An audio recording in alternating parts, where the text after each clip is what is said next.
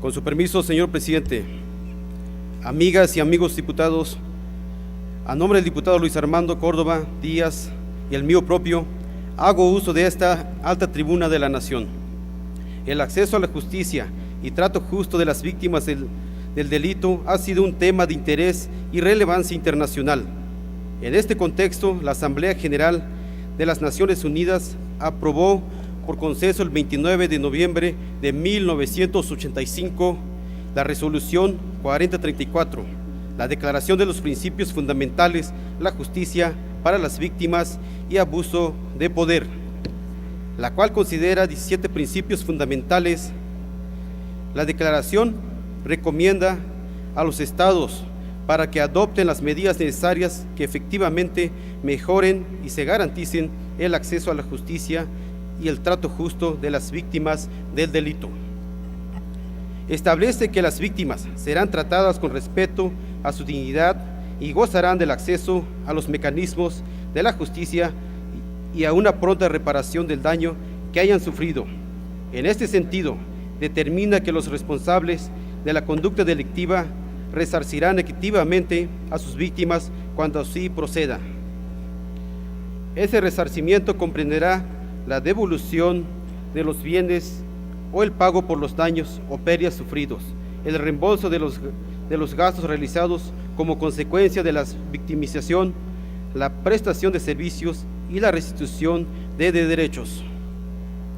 Es de reconocer que el Estado mexicano ha venido impulsando y fomentando mediante la legislación el desarrollo de la cultura de los derechos humanos y con ello avanzar en el perfeccionamiento de las garantías individuales en materia penal, adoptando los mecanismos jurídicos necesarios que tutelen y protejan estos derechos. El 13 de septiembre de 1993 fue publicada la reforma del artículo 20 constitucional que elevó a rango constitucional la protección de los derechos de la víctima o ofendido del delito. Se incorporó como derecho para la víctima u ofendido por algún delito recibir, además de la asesoría jurídica, la satisfacción de la reparación del daño, atención médica de urgencia y coadyuvar con el Ministerio Público. Sin duda, la reforma de 1993 dio muestra de avances significativos. Sin embargo, se mantenían un vacío en cuanto a plasmar con mayor definición la atención de las víctimas del delito. Sería necesaria entonces una reforma que especificara las garantías del inculpado y clarificar las garantías de la víctima u ofendido. Surge así el 21 de septiembre de 2000 la publicación que reformaba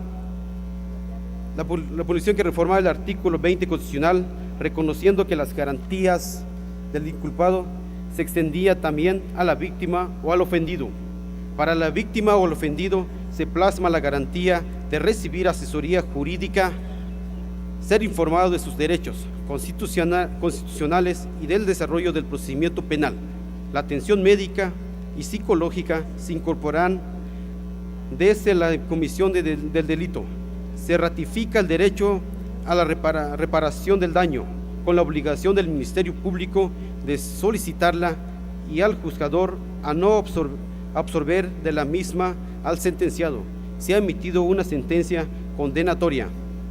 Coincidimos plenamente en reconocer que los derechos de las víctimas son parte innegables de los derechos humanos. Es necesario en este sentido reconocer que las víctimas del delito necesitan la inmediata atención integral que va desde la médica, la psicológica, la jurídica, la económica y la social, por lo que la legislación ha sido considerado paulatinamente una atención integral a las víctimas del delito. Amigas y amigos diputados, el Código Federal de Procedimientos Penales actualmente establece que la atención médica de quienes hayan sufrido lesiones provenientes de delito se hará en los hospitales públicos. Como se aprecia, el procedimiento penal federal ordena que los ofendidos de un delito de lesiones serán remitidos a hospitales públicos, y esto lo hacen porque son lesiones de hechos violentos en donde se tienen que dar parte del Ministerio Público para la intervención legal que le corresponde. pero no precisa que tenga que cubrir los gastos que se generan en esos hospitales por el causante de la lesión. Viendo la legislación actual, tenemos que apreciar que la ley es clara y precisa al establecer que el que causa un daño está obligado a cubrir el pago de la reparación. La falta de legislación en donde se permita a las instituciones como la Cruz Roja, Seguro Social, ISSSTE, Salubridad, Seguro Popular y demás, que se les considere acreedores solidarios en los procesos penales, porque la falta de ello propicia la impunidad, dado que la ley establece que el delincuente es el que tiene que cubrir todos los gastos erogados por el delito cometido, motivo por el cual el sector salud tiene cada día menos recursos para tratar otras enfermedades propias del ser humano, ya que cubre los gastos generados por las lesiones sufridas por el pasivo, sin que legalmente le corresponda hacerlo. Por ello, resulta necesario reformar y adicionar diversas disposiciones del Código Penal Federal y del Código Federal de Procedimientos Penales, a efecto de cubrir las lagunas legislativas en cuanto al pago de la reparación del daño a favor del ofendido por las lesiones sufridas por motivo de delito.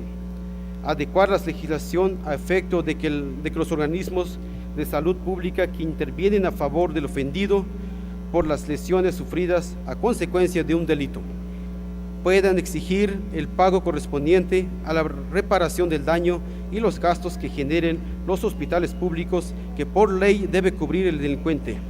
Para este fin, se harán llegar al Ministerio Público las notas o facturas por conceptos de medicamentos y hospitalización emitidos por dichos organismos públicos de salud. La reforma concreta que planteamos y que esperamos el apoyo de todos ustedes es muy concreta y es la siguiente. También podrán exigir el pago de la reparación del daño los organismos de salud que intervengan a favor del ofendido por las lesiones sufridas con motivo de un delito. Los gastos generados en esos hospitales públicos deberán cubrirlos el delincuente, para lo cual se harán llegar al Ministerio Público o al juzgador las facturas y notas emitidas por los mismos. Es cuanto, señor presidente. Muchas gracias.